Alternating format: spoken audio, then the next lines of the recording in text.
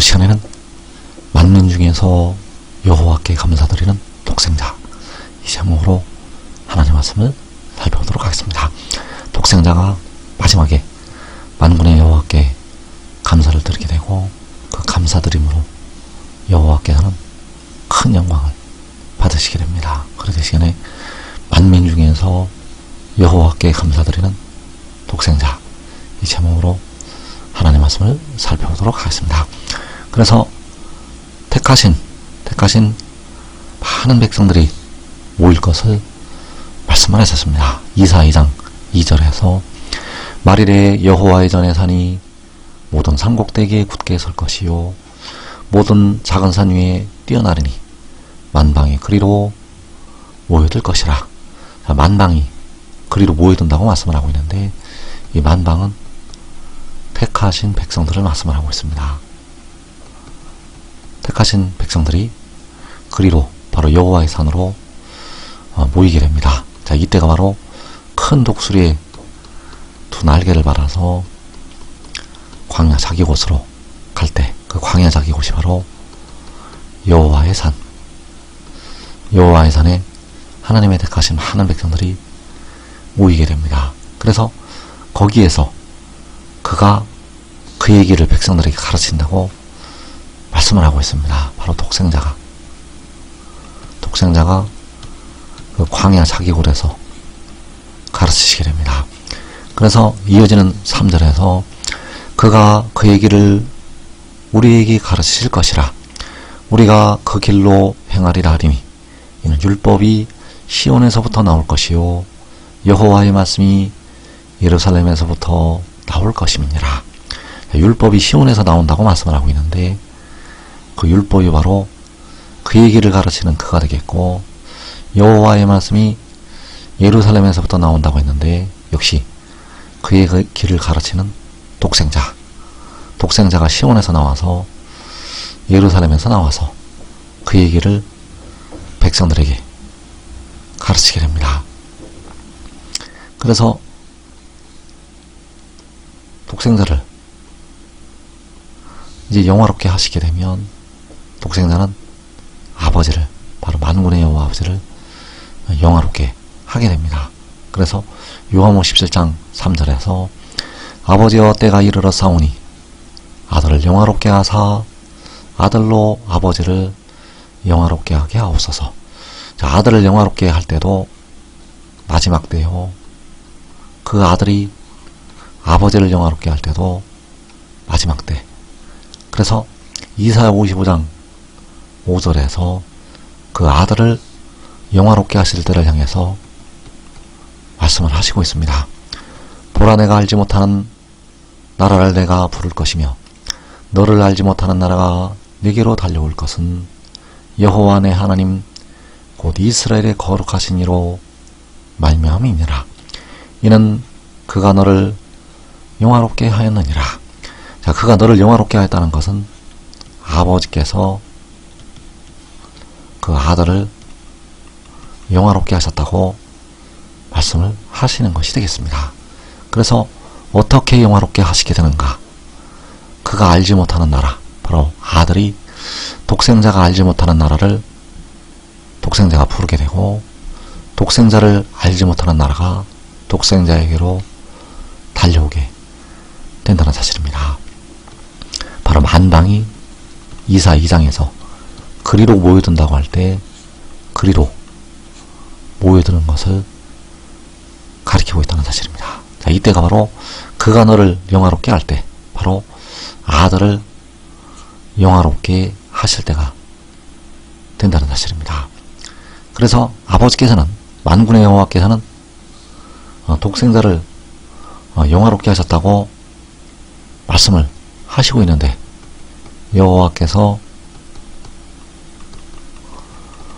독생자를 영화롭게 하신다는 것. 그래서 이사 61장 10절에서 내가 여호와로 말미암아 크게 기뻐하며 내 영혼이 나의 하나님으로 말미암아 즐거워하리니 이는 그가 구원의 옷을 내게 입히시며 공의의 겉옷을 내게 더하심이 신랑이 사모를 쓰며 신부가 자기 보석으로 단장하게 하셨습니다. 자, 신랑이 사모를 쓰듯이 신부가 자기 보석으로 단장하듯이 여호와께서 독생자를 영화롭게 하시게 됩니다. 그래서 여호와께서는 그가 바로 여호와께서 구원의 옷을 독생자에게 입히시고 공의의 겉옷을 독생자에게 더하시게 됩니다. 자, 이 말씀 바로 독생자가 하나님의 구원이요 하나님의 공의가 된다는 것을 나타내시는 것이 되겠습니다.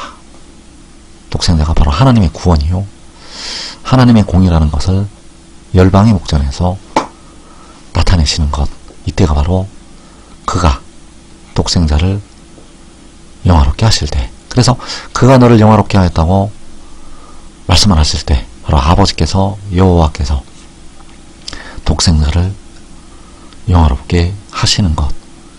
그래서 요한복음 17장 3절을 다시 보게 되면 아버지여 때가 이르렀사오니 아들을 영화롭게 하사 아들로 아버지를 영화롭게 하게 하옵소서. 아버지께서 아들을 영화롭게 하시면 그 아들이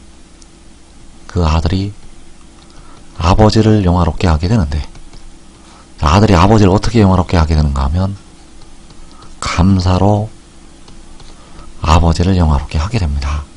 그래서 시편 50편 23절에서 감사로 제사를 드리는 자가 나를 영화롭게 하나니 그의 행위를 옳게 하는 자에게 내가 하나님의 구원을 보이리라. 감사로 제사를 드리는 자가 여호와를 영화롭게 한다고 말씀을 하고 있습니다. 그래서 감사로 제사를 드리는 아들이 아버지를 영화롭게 하게 됩니다. 그리고 이때는 바로 마지막에 그가 너를 영화롭게 하였다는 이 말씀이 응하게 되고, 그리고 감사로 하나님께 제사를 드려서 하나님 아버지를 영화롭게 하게 됩니다. 그래서 시편 50편 23절을 다시 보게 되면 감사로 제사를 드리는 자가 나를 영화롭게 하나니 그의 행위를 옳게 하는 자에게 내가 하나님의 구원을 보이리라. 그래서 그 독생자는 만민 중에서 여호와께 감사로 제사를 드리게 됩니다. 그래서 이사 2장 2절에서 만방이 그리로 모이른다고 말씀을 하고 있고, 또 이사야 55장에서 내가 알지 못하는 나라를 내가 부를 것이고 너를 알지 못하는 나라가 내게로 달려온다고 말씀을 하였습니다. 그래서 그 백성들이 모인 가운데서, 그 백성들이 모인 그 중에서 여호와께 감사로 제사를 드리게 된다는 사실입니다. 그래서 시편 57편 9절에서 주여 내가 만민 중에서 주께 감사하오며 문나라 중에서 주를 찬송하리이다.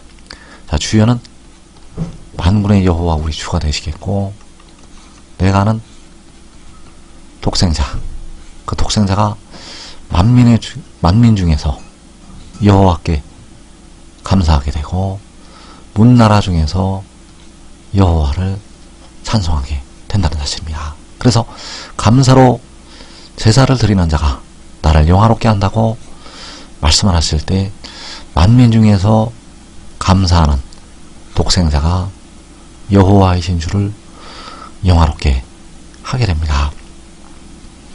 그래서 그 독생자가 문나라 중에서 주를 찬송한다고 말씀을 할 때 그 찬송이 온 세계에 가득하게 됩니다.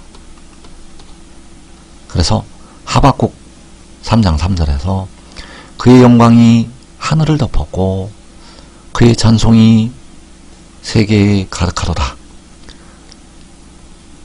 그의 광명이 햇빛 같고 광선이 그의 손에서 나오니 그의 권능이 그 속에 감추어졌도다. 그의 영광이 하늘을 덮는다고 말씀을 하고 있습니다. 여호와께서는 독생자를 통해서 자기 영광을 나타내 나타내시게 되고 그 영광은 하늘을 덮게 됩니다. 그리고 그의 찬송이 세계에 가득하도다. 바로 독생자를 통해서 주시는 그 찬송이 세계에 가득하다고 말씀을 하고 있습니다. 그래서 이때 바로 문나라 중에서 주를 찬송한다는 이 말씀이 응하게 된다는 사실입니다. 그래서 지금 믿고 순종하는 자들은 자기와 자기의 가족이 살아서 영생에 이르게 되고 많은 열매를 맺어서 여호와 아버지, 내 아버지 만군의 여호와께서 큰 영광을 받으시게 됩니다. 이 복된 자리에 꼭 들어가기를 축원합니다.